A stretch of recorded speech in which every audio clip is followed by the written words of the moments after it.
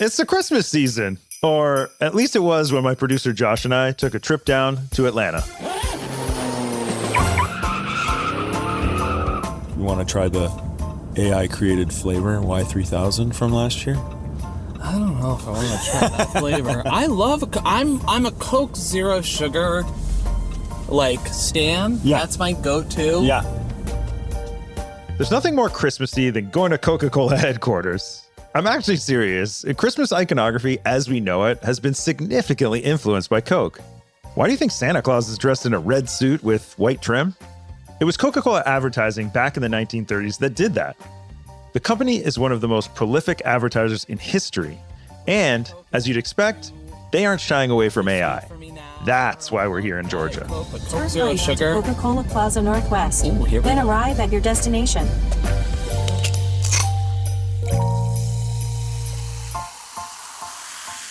I mentioned this at the end of the last episode, but Coke had recently released a set of holiday ads made entirely from generative AI. They asked 3 different studios to create their own interpretations of the 1995 Coke holiday spot called Holidays Are Coming, using AI video generation models including Leonardo, Luma, and Runway.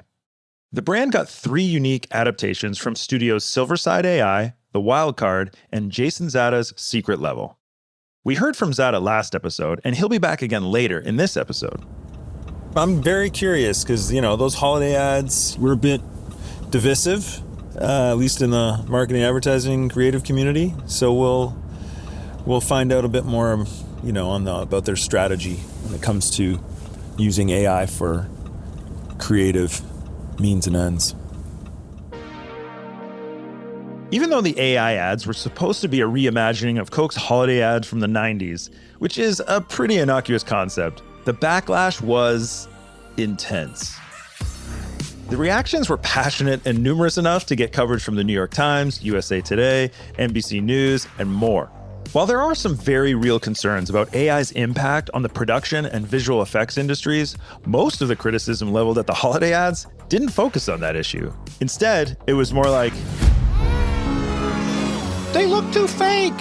They don't have enough Santa. They ruined Christmas. I was one of the few who felt differently. Oh, and Josh and I have parked at this point and are in the elevator up to the lobby. I know you'll miss the engine hum and blinker in the next bit of this tape. Anyways, my take on the AI Coke ads. I mean, the original ad from the 90s, obviously you went back and rewatched it when I was looking at these. It's stupid as well. Yeah. I hate to say that for me personally. I mean, people loved it and that's cool.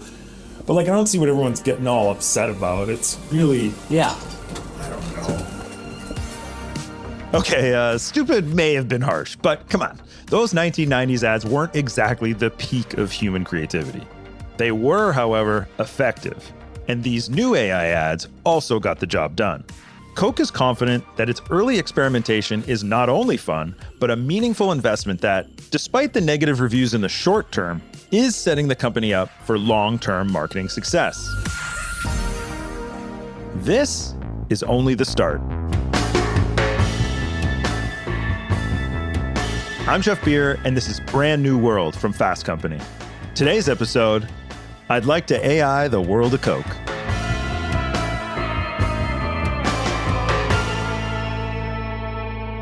Great, I will just take a sip of my Sprite Zero Sugar Chilled Limited Edition Cherry Lime.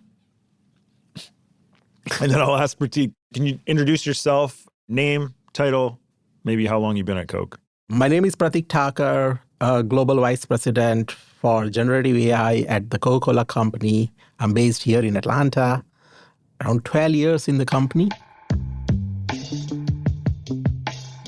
Pratik is the guy who leads strategy on how the company utilizes Gen AI technology to enhance the consumer and brand experience across all of the company's brands, which includes those AI holiday ads. But those ads weren't Coke's first rodeo with AI. In 2023, the brand launched an art contest challenging creators to create new ads combining GPT-4 and DALL-E output with content from its vast advertising archives. It got more than 120,000 artworks from participants in 17 countries, all of which generated 300 million social media impressions. It also launched a 2-minute film called Masterpiece, created with the open source AI platform Stable Diffusion, and teamed with OpenAI to create a new flavor, and there are heavy quotes here, from the future, called Y3000. And last April, the company announced a 5-year strategic partnership with Microsoft and made a $1.1 billion commitment to the Microsoft Cloud and its generative AI capabilities. Before his current job, Pratik held several leadership roles across brands at Coca-Cola, including global head of creative strategy and integrated content. So he doesn't come from the hardcore tech side, but from planning on how to use this technology. I didn't know much about Gen AI that time, but that's how I came to know. Okay. And the founder of Stability AI explained me what is Gen AI. Got it. And I learned on the job on my own project. So that was the starting point. And then immediately we started incubator for AI. Okay. Seeing the potential and seeing its use in that over the course of creating that piece of work, you're Right. like, okay, this is a thing. It's going to change the world. We knew that. So we created open incubator. We went to a lot of tech companies and we said, look, we want to collaborate with you. We don't know your technology, but our platform is quite fertile. This is real and this is magic. All your algorithm, all your technology is real. It's like science can logically explain it. But then when it comes out, the output of Gen AI is magical, right? It's kind of every human thinks that what happened? It's like, how come this kind of... So we thought that the science, the logic, and the art, and this magic, it's kind of a true explanation of Gen AI. And so as Coca-Cola. Coca-Cola is the real thing. You can touch it, drink it, taste it. But then you can't explain the taste of Coca-Cola. It's magical, right? So that's where, when we were discussing this, and actually OpenAI founder Sam Altman, he mentioned that, yes, it feels like OpenAI can have that tagline, real magic. So that was the starting point. With Bain Alliance, we partnered with OpenAI. We were the first company globally to collaborate with OpenAI in early 23. Okay. Almost immediately after they launched GPT. They launched in November, and we announced our partnership in February. So that time, everyone was so skeptical about AI, Gen AI, OpenAI. Hardly people knew about who are they.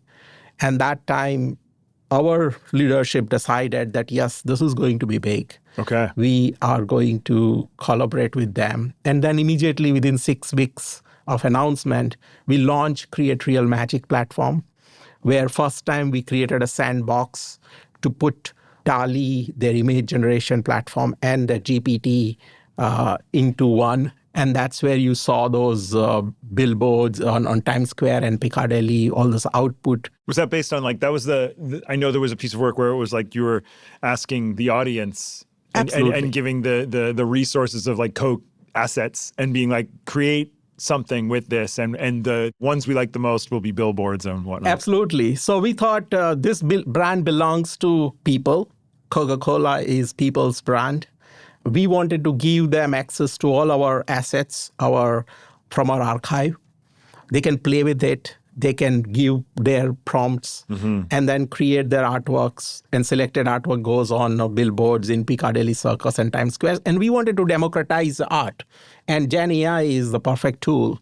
Yeah. It's already creating democratized kind of now any person sitting in a small village can be an amazing global artist, and that person's artwork can go on billboard like Times Square immediately in a few days' time. And that's kind of happens. You don't need to be very special, very famous, very rich person. Yeah. And that's very much Coke. Coke is a Coke is a Coke, right? It's Andy Warhol quote that. So it worked very well. And this was a call to action, actually, create real magic. So we told the artist community that, hey, come, this is the tool, play with it. Massive global brands are notorious for being allergic to risk, especially when it comes to brand work. It's why there's a stereotype that says the bigger a brand is, the less adventurous it is as a brand. But Coke, is different. For some marketers, the negative reaction to those Coke holiday ads would be a defining defeat. But again here, Coke is different. Pratik and the brand obviously see and aren't thrilled with the negative reaction, but they're also playing the long game. Lost amid all the hot take hype around the holiday ads was how these new spots highlighted the sheer utility of AI in advertising. For example, the ads are customized in subtle ways across 12 different US geographic areas. Viewers in New York will see a Welcome to New York sign in a spot, while in the same ad, folks in the Midwest will see a snowy field, and people in LA got palm trees. This was about experimentation, not just for today, but tomorrow. One thing I wanted to touch on, speaking of like Coke is an expert in scale, but what's kind of uncommon is for a large company and a giant marketer is the company's appetite for risk, creative risk, and it experiments. And I read a quote from last year. I think it was Javier Mesa from Marketing in Europe talked about when it comes to trying new things, that how Coke has such a good appetite for risk. And I'm wondering, how do you and the brand generally manage fear or risk, creative fear or risk, when there's things like there's creative risk in remaking an ad from the 90s in the holidays with AI creative technologists and getting the reactions and both on the positive and negative side. Tell me about first the level of freedom there is here to allow the creatives, whether it's internally or with agency and production partners, work with the AI tools and the brand assets. Tell me about that level of freedom and how you guys approach fear and risk when it comes to creative brand content. Yeah, sure, Jeff. This is very interesting. One side, our culture at Coca-Cola Company is all about solving problems and doing new stuff. When you do new stuff, when you send Coke can to Moon, partnership with NASA, or when you create a new Coke in 80s, yeah, or you partner with Andy Warhol, or you partner with Beatles. This is all different type of collaborations, risk, different kind of experiments. And it happened throughout the journey of 140 years of this company. How do you create Santa? And we create Santa in a 3D digital twin, right? So that's when, and Santa created the way we see Santa in 1931 and now creating digital twin of him. Yeah. So if you see all these different examples, it shows that this company lives and breathes innovation, doing new stuff. Marketing is all about keeping us relevant with the new pop culture. We were the first ones, one of the first ones to go partner with Netflix, right? Mad Men, where the Hilltop was part of it, and Stranger Things, where so you saw the Netflix. We partnered with Amazon Prime Videos and did our Christmas campaign, short stories, multiple short stories.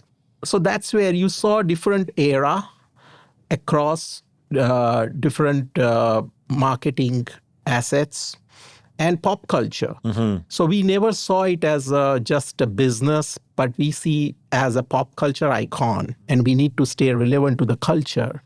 And then culture also includes technology and innovation and experimentations and partnerships. So that's how we see our marketing and overall business. And that's where most encouraging part is that our leaders, when we go with some ideas, like usually they don't say no. They usually get excited and say, okay, tell me more. What it takes, what it means to us, why it's connected to something which Coke needs to do, why it's only Coke can do. So those kind of question comes, and that actually pushes us into kind of a much more interesting space. So that's a part of the culture as a company. Now, when we have a role like Gen AI role, like what I'm doing, there is no other way but experiment and collaborate with multiple, like OpenAI, Stability AI, Runway AI. This year, we announced our partnership and International AI Film Festival with Runway. So that's where their partners, apart from Coke, was NVIDIA. Another partner was Goldman Sachs. So that's where we see how do we push the envelope? How do we do new stuff? And risk-taking ability comes from the culture, I would say. It kind of encourages you. And otherwise, we would have not created this role. So MIT Salon Review wrote about it, we creating this role, saying this was the like a first role ever created in non-tech company. And we didn't knew that what it exactly it's going to kind of, but you can actually shape the role based on your vision and how it makes sense to the company and business kind of objectives. So slowly it's evolving, as we say, and it's getting bigger. And as you say, this Hack AI-thon partnership with MIT, all those things takes kind of from creativity to marketing to business to social impact to even kind of looking at a much bigger exponential ideas and solve big problems. Mr. Green? Yeah. You need any help? I think you're the best ever. Want my Coke? Coke is one of the few brands on this planet with the scale in both its business and cultural awareness to truly have an impact with its experimentation. And as we've heard, it's working with companies like Microsoft, OpenAI, and others to not just use new creative technology tools, but actually create them. It should be credited for pushing the envelope, not only in this way, but also for facilitating the creative ambitions and capabilities of studios like Secret Level, Silverside AI, and The Wildcard. You may hate the initial results, but it is playing a significant role in advancing how this technology can be used creatively. Someday, you might actually like it. We're going to take a quick break, but when we return, I'm going to talk with Jason Zada of Secret Level about not only the creative process behind the holiday ad they made for Coke, but more broadly about the role of creative experimentation for brands. Want my Coke? It's okay, you can have it. Hey, kid. Coke and a smile makes me feel good, makes me feel nice. See you around. That's the way it should be. I like to see a Coke and a smile makes me feel good. Okay, we're back. And we're going to jump into a chat I had with Jason Zada out in San Francisco back last November, just before the Coke holiday ads dropped. One of the interesting things about working with Coca-Cola, it's like one of the biggest brands, if not the biggest brand in the world, is their approach to working with generative AI has been like life-changing. Like they believe in it.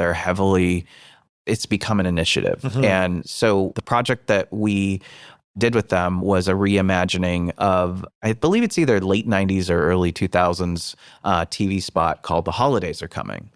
And a bunch of Coke trucks driving into a small town, celebration, all that kind of stuff. Yeah. So we were just tasked with reimagining it using generative AI. We didn't have to use the original at all. We didn't have to use the story. So we came up with our own story, very similar to the original. We re-recorded the original song, but the whole thing is in AI. And one of the things that I've always felt is so incredible about Coke is that, they're just all about creating magic. And Coke basically created Santa Claus, and that's a fact that whenever people don't know that and you go, yeah, Santa's in red, Coca-Cola, like before that, they did not look like that. So I think that as a brand that's always been at the forefront of storytelling and embracing technology like this, it's really incredible. And I think the piece when people see it, hopefully you don't get hung up. I think it's probably the highest quality thing I've ever seen done in generative AI. And I think that at the end of the day, it's just designed to put a smile on your face. Yeah. Like you really just, you want to evoke the same emotions that we do if we had actors and we were on a set, but we were able to do it all with generative AI.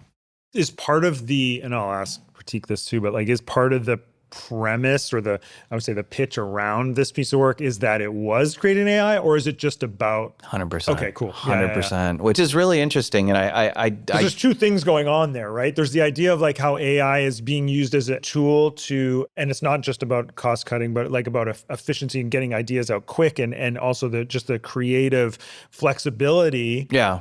But then parallel to that, particularly right now, as we're in this still pretty embryonic stage of this technology and the way people are using it, is that it's also a bit of a marketing device in itself of like, we made this thing with AI, check it out. Like the AI part is part of it. It's not supposed to be, it's not like behind the scenes. It's really much part of it. Yeah, I mean, I think so. I think it's part of the conversation just because it is an interesting cultural moment. I think it will be.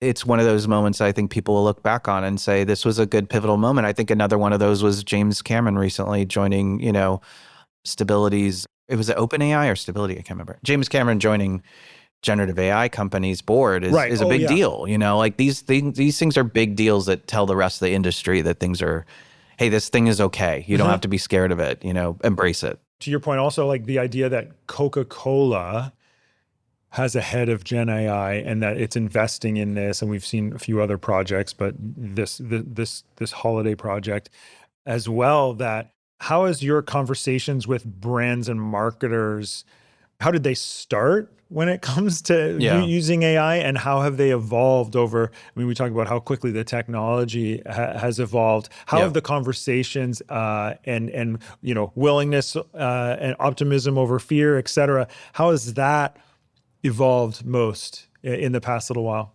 Great question. I think that a lot of brands are scared. They've had a lot of lawyers tell them that they're going to get sued. And I'm like, I say, well, first learn how models are trained and then learn how all that works. And then I'm not a lawyer, but I'll tell you, it'd be really hard to sue somebody for using something that, especially us, we whatever image comes out initially, there's 95 steps that get it to the final thing. It's being retouched in Photoshop. It's being added with some visual effects layers. It's animated. Every single time it goes through an iteration, I always feel like if it was 100% this, in the beginning, it just gets smaller and smaller the more that we touch it with human hands. But a lot of brands, they are very, very hesitant. And then there's other brands like Coca-Cola just jumping in and saying, we know that this is the future and we're going to be part of it. What's there, and maybe is there a thread between the ones that are jumping in and want to be a part of it and the ones that are a little more cautious? But what are their most common kind of questions to someone like you who's hands-on and using and building with these tools? 9 out of 10 times, it really does come down to the legalities. Everybody's asking, well, what tools are you using? How are those trained? All that different type of stuff. And we've trained models off of brands' assets and things like that, where prompting isn't going to get anybody else's artwork and this and that. So there's ways around all of that. I think when brands start to see some of the biggest brands in the world jumping into the space, they're going to start, and we're seeing it slowly but surely, but I think it's going to take that. I feel like the Coke moment is going to be the pivotal moment where people go, oh, okay, they're doing it. That means it's okay. I could do it as well, and I don't know if all the brands will jump in, but it seems to me that the major hurdle has been legality. But once you remove that, I don't see how every brand won't use it because of just the efficiencies, the speed. We can move at the speed of culture now with this. We could develop things in a day, in 2 days. We could get pieces of work out there 10,000 times faster than we would do if we had to do a traditional production. Some brands, like Coke, are not only using AI to help create their ads, they're also using the technology as a news hook to get people's attention. Hey, look, this commercial was made with AI. But there are others that are taking the opposite tack. Their gimmick or stance is decidedly anti-Gen AI, like Dove. Last year, Dove celebrated 20 years of its Real Beauty campaign. The brand pledged to never use AI images or video in its advertising. It also launched a spot called The Code, which predicted that 90% of online images will be AI generated by the end of this year. It also created Real Beauty prompt guidelines. These are instructions for creating images using generative AI programs that represent Dove's definition of real beauty instead of the unrealistic interpretations the technology often comes up with on its own.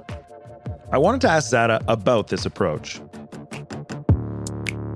Back in April 2024, there was a piece in Ad Age about how brands like L'Oreal Dove and Lego were restricting the use of AI in their brand creative. Yeah. I can see that as part of particularly Dove and L'Oreal, where you're talking about beauty standards and very human-centric kind of products. The Lego one confused me a bit, but what do you make of that? It feels like sometimes, just like we were talking about how AI can be used as a bit of a marketing gimmick of like an added like, hey, check this out. We made this with AI. Look how innovative we are. Yeah. There's the flip side of that where it's almost like artisanal advertising where it's like no AI was used in this. Like, what do you make of those sort of official restrictions that some of these brands are talking about? I mean, personally, I think it's ridiculous. It's like telling your design department that they can't use Photoshop. It's like, okay, cool. We'll go get T-squares and we'll start, setting type manually. I think people that are fighting it, they're fighting the boulder that will end up crushing them personally. I think that just where we are, I understand it though. I understand that like it's scary. People don't understand a lot of how it's done. So they're scared of it. So I think fear is one thing. We are though in this really interesting transformative stage, where people are dipping toes, people are scared, people are putting up the sign, on the beach saying, there's a shark in the waters, don't go in. There's all these different phases that people are going through. And I think a lot of it is fear-based because they don't understand it, therefore it has to be bad. To be fair, for Dove, making a case for more realistic interpretations of beauty in Gen AI images is completely consistent with the brand ethos that it's been living for 2 decades. In fact, beauty brands like Sephora and L'Oreal have been at the forefront of how brands are using AI beyond marketing, creating tools to help their consumers. In that respect, Coke also knows its role as a brand. Back to Pratik. Our business, end of the day, is an analog business. Coke is real. We are not selling Gen AI Coke. We are selling real Coke, the real thing. So, end of the day, when you go to the market and you see the shopper marketing and activation on ground and all those things are going to be continuous and it's going to be part and parcel of the larger picture. Yeah. But then we need to do something more interesting, exciting, innovative, experimentative. And that's where we are using somewhere. So it's kind of a combination always. And yes, people were critical and that's fine. Because when we push the envelope, when we do something new, when we had polar bear and CGI, people say, oh my God, that's not real thing. It's the computer graphics. Now no one will talk about computer graphics because it's a day-to-day thing. I'm sure 2 years down the line or 3 years down the line, people will laugh at it saying, hey, we were criticizing AI film, but now everything is AI film. Right? Or some aspect of it is. Most of aspects. Yeah, just like CGI is now. Right. It's worth pointing out here again that the stakes of creatively experimenting with this technology are incredibly high, particularly for a brand like Coke. Why? Because if people don't like it, it gets covered as national news, which it was. It was supposed to be a reimagination of the iconic Holidays Are Coming campaign from 1995. But nearly 30 years later, the beverage behemoth now facing backlash for taking the real people and the cheer out of the holidays. Coca-Cola just put out an ad and ruined Christmas and their entire brand. It's less festive, more creepy holiday vibes. With that in mind, I wanted to ask Pratik what his advice to other brands of all shapes and sizes would be when it comes to creative risk-taking. For other brands or marketers, non-competitive, not in your category, what advice would you give them in terms of how to approach this technology? 2 kind of aspects. One is that please start as soon as possible and be open to it. That's my first advice. Don't wait because there won't be a perfect time to start. So it's not next year, it's not after 6 months, next week, it's now because future is faster than we think and it's here. The other side, I would say to the industry, especially you mentioned about creative industry, it's a wake-up call for us. We have to rethink the whole model. And we need to do it very quickly because it's not a threat. I think it's an opportunity right now.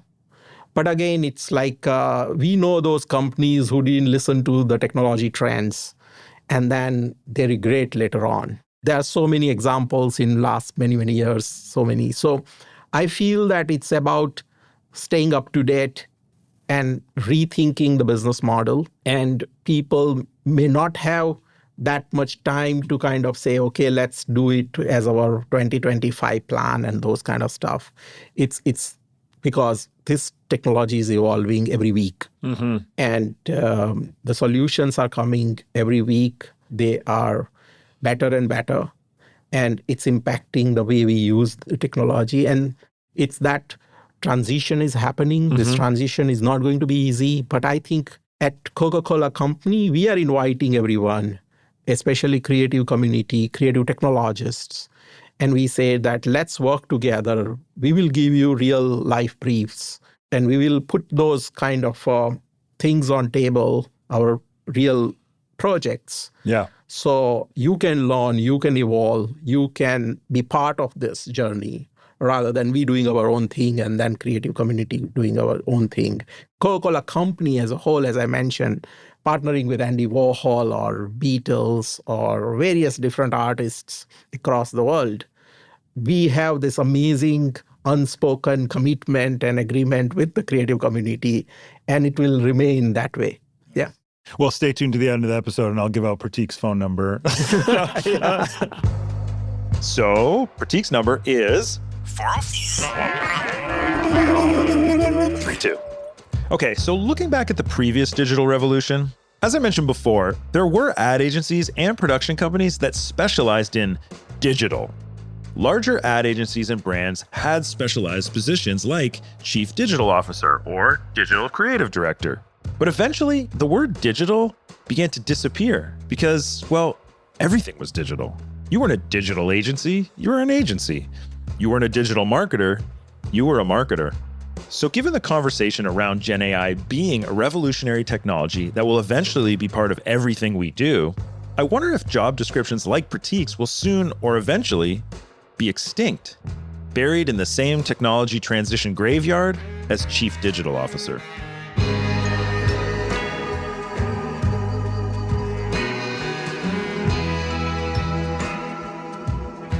Does the extinction of your job title mean you've been a success here? You know what I mean? Like when it's integrated Absolutely. in every department? Absolutely.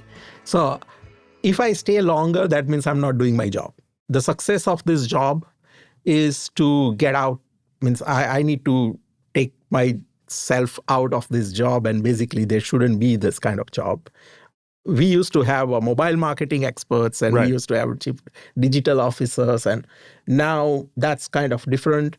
And same thing is going to happen. It's already happening, but definitely everyone needs to, an insider, someone needs to understand how company works and where AI is the priority. Because going all out and saying now everything is AI, and that's also not going to be very practical. It's not advisable. So I would say start with few things where it makes a huge impact. It becomes kind of a part of the culture. People learns and kind of adopts it without getting threatened.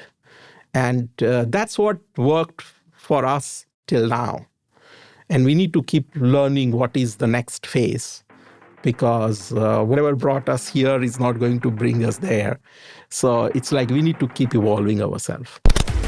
You give a little love and it all comes back to you.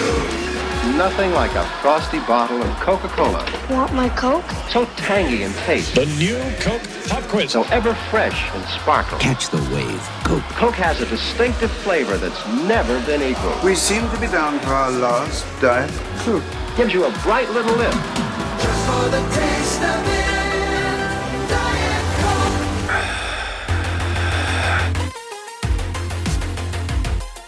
We've talked about the negative reaction to Coke's holiday ads here, and the backlash did indeed spark many national news stories. But that's not the whole story. Not long after they launched, Andrew Tyndall, Senior VP of Global Partnerships at market research firm System 1 Group, posted on LinkedIn about audience reaction. He wrote, "We've tested the new AI version with real people, and they love it. The 15-second cut has managed to score top marks, 5.9 stars and 98% distinctiveness, huge positive emotions, and almost zero negative." To put the new AI-powered spots into perspective, let's rewind 31 years to 1993.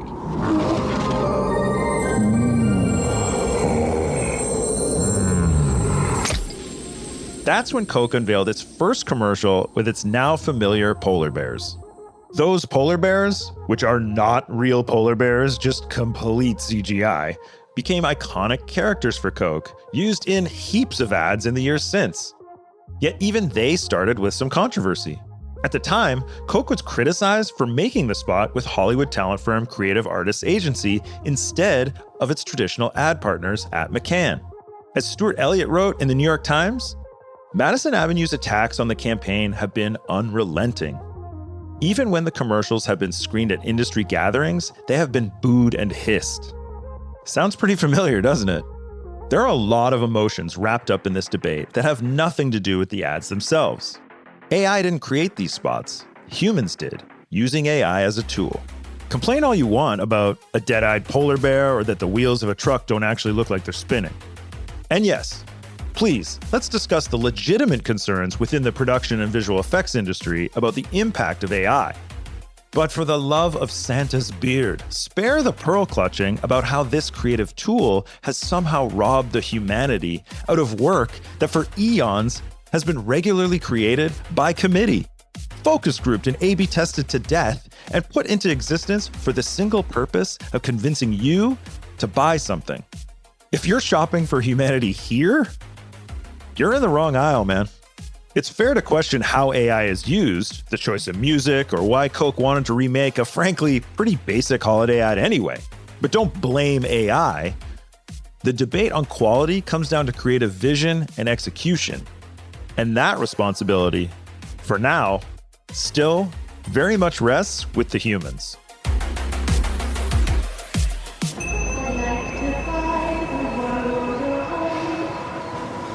So brace yourself.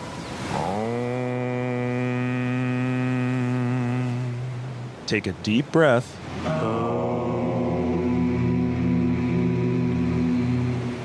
This is just the beginning.